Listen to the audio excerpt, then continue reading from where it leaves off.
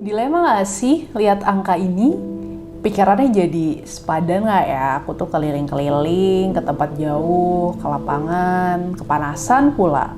Untuk ngebantu para pembudidaya skala kecil yang cuma akan dapat 10% dari pangsa pasar yang ada. Tapi menurutku, perikanan itu bukan hanya tentang profit sih. Ada juga people dan planet. Nah, keadaan sekarang itu populasi ikan di laut semakin menipis, padahal permintaan ikan dunia semakin meningkat. Dan bagaimana perikanan tangkap yang memiliki resiko tinggi ini dapat merusak biodiversity di sekitarnya. Itulah problem perikanan kita sekarang. Kita sudah sampai di titik di mana kita harus menyelamatkan sumber pangan kita di laut. Kita harus berusaha memproduksi makanan di piring kita tanpa harus merusak bumi, yaitu dengan cara budidaya perikanan atau sering kita kenal dengan aquaculture. Dan yang paling dapat melakukannya adalah the people themselves, yaitu pembudidaya skala kecil. Mereka adalah orang-orang yang cerdas dan mandiri. Permasalahannya, mereka itu bukannya tidak berdaya sih, tapi memang harus kita lebih berdayakan. Karena para pembudidaya kecil inilah yang menjadi kunci dari praktik perikanan yang berkelanjutan.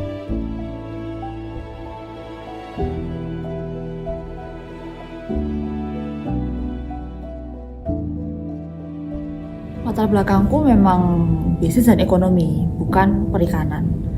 Tapi aku tahu dan yakin kalau sektor ini adalah raksasa yang tertidur. Karena tanpa disadari, para pembudidaya seperti Pak Sadi, mereka ini menggabungkan seni dan sains dalam kegiatan mereka. Makanya aku suka dengan istilah perikanan artisanal, karena ada art dari apa yang mereka lakukan.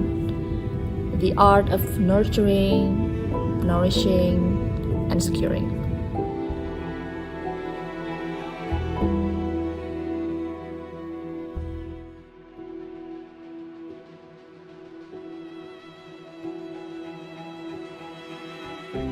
Kalau kembali lagi kita tahu bahwa tantangan terbesar mereka yaitu teknologi yang terbatas, adalah tugas kita nih untuk memperlengkapi Pak Sadi dan 1 juta pembudidaya lainnya untuk memutarbalikkan 10% mereka menjadi 90%. Kami tidak ingin teknologi malah menjadi beban pembudidaya ikan skala kecil.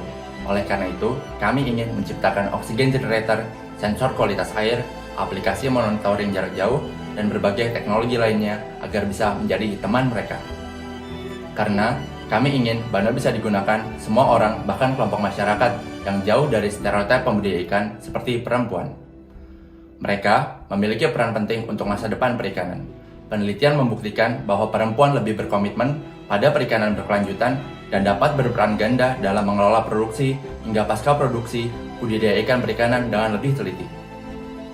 Dengan Bano, kami ingin mendukung laki-laki atau perempuan dari semua usia untuk terjun ke dunia perikanan. Semakin banyak dan produktif pembudidaya ikan skala kecil di Indonesia, semakin terjaga pula keamanan pangan kita.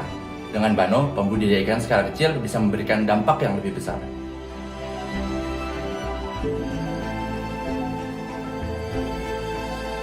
Bersama Bano, budidaya jadi